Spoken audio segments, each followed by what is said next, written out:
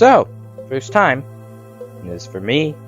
And since I'm just getting started, let's start with something kinda out of the blue. What if FNAW 3 had cooperative multiplayer?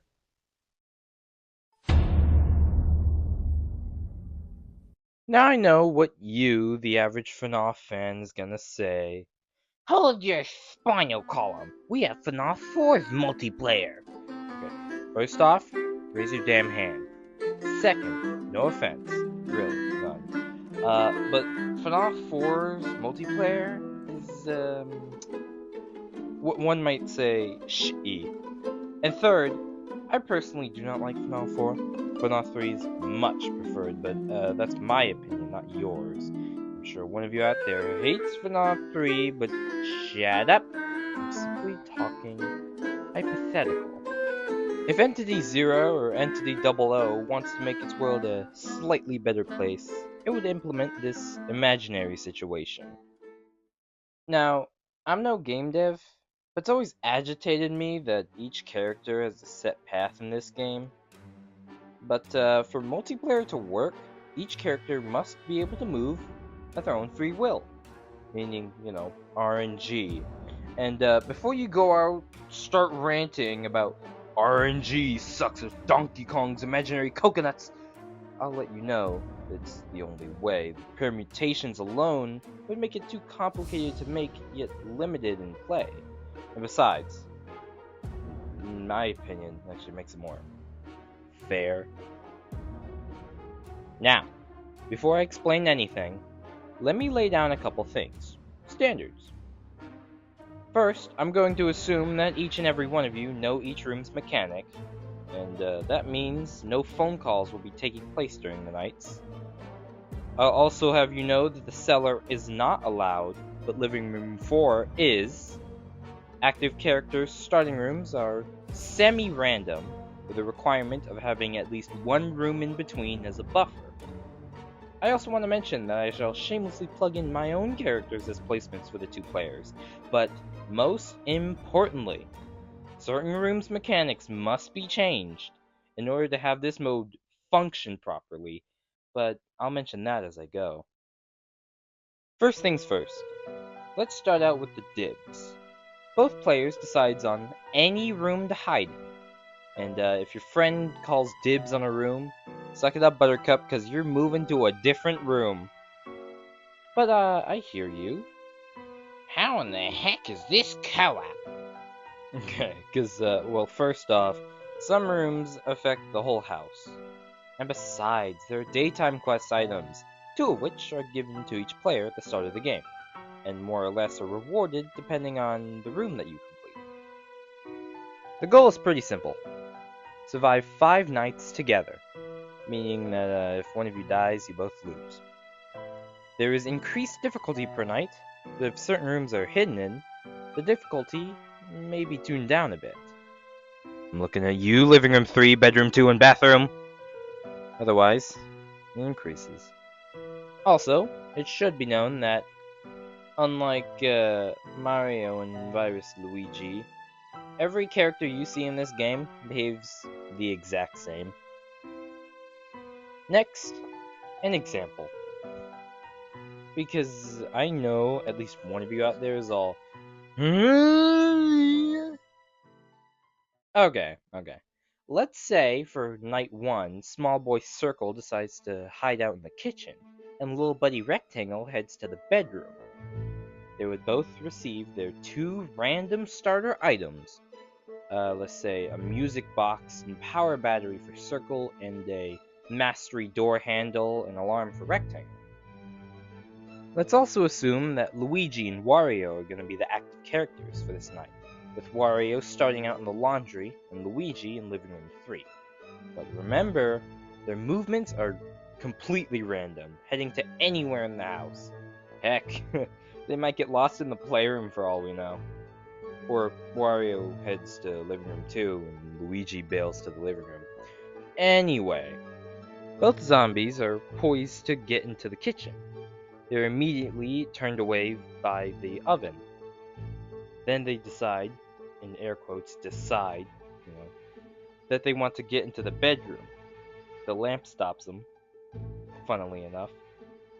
Oh, yeah, and about the bedroom's cameras. They're infinitely powered still, which is cool. They're also infinitely more confusing because not only are they upside down, they're flipped, zoomed in, more stuff to make the bedroom a little more difficult because it is way too easy. Have you played the room? It is way too easy. In any case, they both get through night 1 pretty easily. But let's spice things up. Circle receives a music box for his bravery in the kitchen. Rectangle, he doesn't get anything for his cowardice in the bedroom, but he tried. Night 2 now, and Circle's feeling good. So good, in fact, that he decides to stick around in the hallway of all places. While Rectangle investigates living room 3. Waluigi, then, will camp in the bathroom, while Luigi will hang about the kitchen. Get it? Hang! Oh, that was dumb. No. Anyway, as the night begins, Rectangle decides he wants to help his buddy in the hall. So he places his alarm in living room 2 for both of them to hear. Yeah, that's right. They'll both hear the alarm go off. Also, instead of the cut lights mechanic making enemies go straight back to their spawn room when they try to enter the darkened room, they'll actually treat it like a wall and not even try to move into it. Well, their movements are still RNG based, don't forget, so if they do try to move into it, they're just wasting their movement opportunity, if you know what I'm saying. Oh, Rectangle, looks like you've blocked off the living room, haven't you? Too bad you can't use that mastery door handle of yours in this room specifically for some reason, I don't know, balancing. It doesn't take long for the alarm to make scary sounds, so Circle shuts the door to his left. Goes the door, and suddenly, woo, the alarm goes off again. Haha, your ghostly breathing in living room 2 gives you away, Luigi. However, Rectangle cuts off the staircase lights just in case.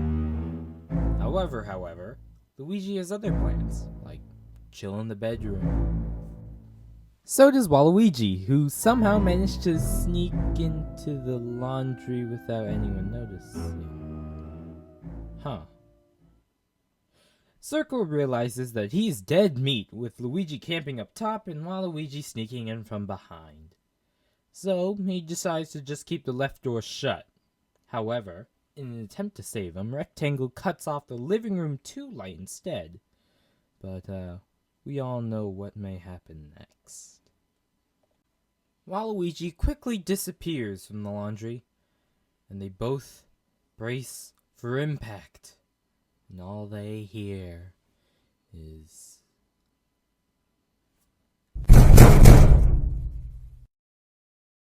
Oh, snap! Immediately, Circle shuts the bottom door and breathes a huge sigh of relief. Well, as it turns out, Waluigi was busy traversing the staircase, completely ruining Luigi's plan of attack. But oh no, they're not in the clear yet. Rectangle now shuts off the living room lights again in an effort to make Waluigi buzz off to living room 2. However, Waluigi vanishes, and Circle no longer can hear footsteps in the staircase. But he's not in the laundry. Living room 2. No door banging. It doesn't take long for him to put 2 and 2 together and... Oh no, Rectangle!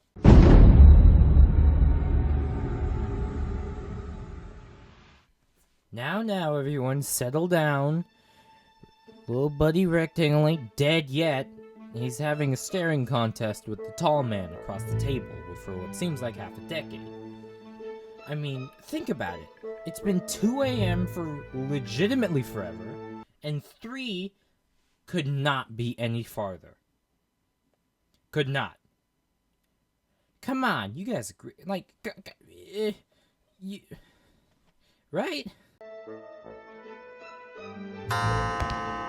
Close the clock. Right. Oh, and at this point, I should reiterate how cams work. Now, obviously, they work depending on the room, but I'm talking about the fabled strategy of cam stalling. See, if a player stares in the cameras, in general, it will slow enemies down, and staring directly at an enemy will slow it down even more. And if both players stare at their cams, then enemies are slowed even more. But now, let's take it to the extreme. If both players stare at a character in the room directly, it applies the ultimate slowdown. Sure, that character is going to be able to move, but it'll be the turn of the next century before that. And oh, would you look at that, RNG seems to be turning in the little dude's favor, as these stupid secondary characters want to go see the sights in Living Room 4 or something. Yay, 6 a.m. Now, having almost died, even when given the mastery door handle and pocket watch for circle, and a pocket watch and power battery for rectangle, they decide that they're not gonna stick in those hard rooms anymore. Well, not, consistently. Circle decides to cool off in the living room while Rectangle relaxes in the playroom. Our active characters shall be Mario in the playroom and Wario in the bathroom. Simple as that. It's the third night here, and Circle surfs an easy time, using his pocket watch to ensure it. Rectangle knows that as long as the playroom is making a ruckus, no one will bother. Oh yeah, about the playroom. This room does not disable characters. The only thing it does is prevent people from entering. So that way, Circle can't just chill, he has to pull up his camera pad every now and then.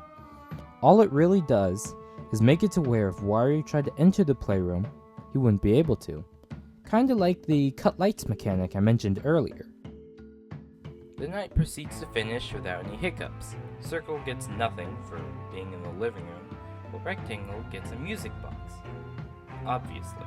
What a boring third night, even if Rectangle uses power battery. It's night 4 now, and the options are very limited. So, to make things easier on themselves, the two agree on being room neighbors. Specifically, Circle in Living Room 2, and Rectangle in the staircase. Waluigi sits in anticipation in the playroom, while Wario reflects on his unlife in the living room. And before you ask, yes, Living Room 2 is gonna work a little bit differently. So, anyone who enters the room from the kitchen, Living Room 4, bathroom, or the staircase must peek in from the side. Alternatively, if someone comes in from the hallway or the bedroom, they have to enter through the darkened side of the room.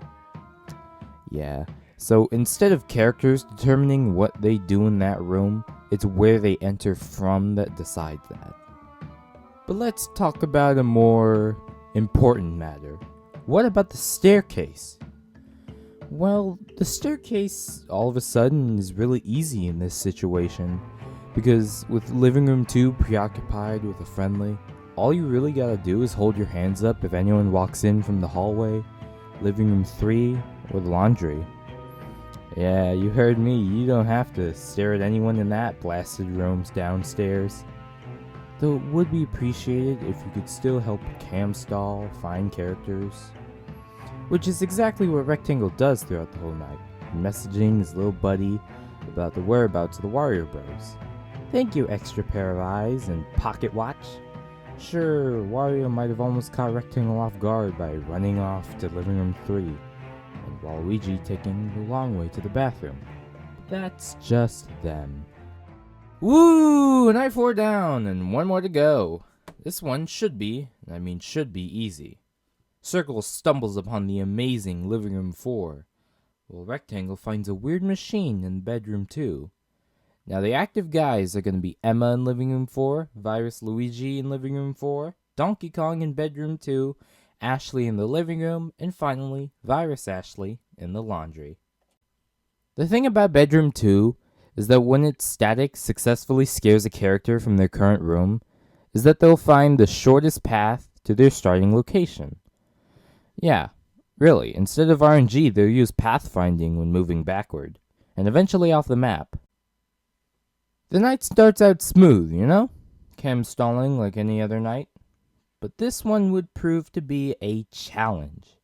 Now why, you may ask? Well, considering that Circle has to watch out for 2 moving enemies instead of 1, and the fact that their movements are completely random makes it to where he has to heavily rely on his teammate to confirm enemy position.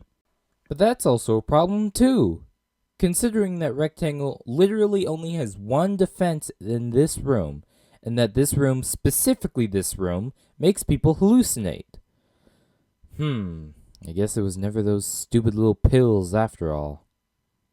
In any case, this night unleashed chaos. Confusion due to Donkey Kong's mere presence, which, by the way, only affects our bedroom 2 resident. Virus Luigi shooting down a couple cameras.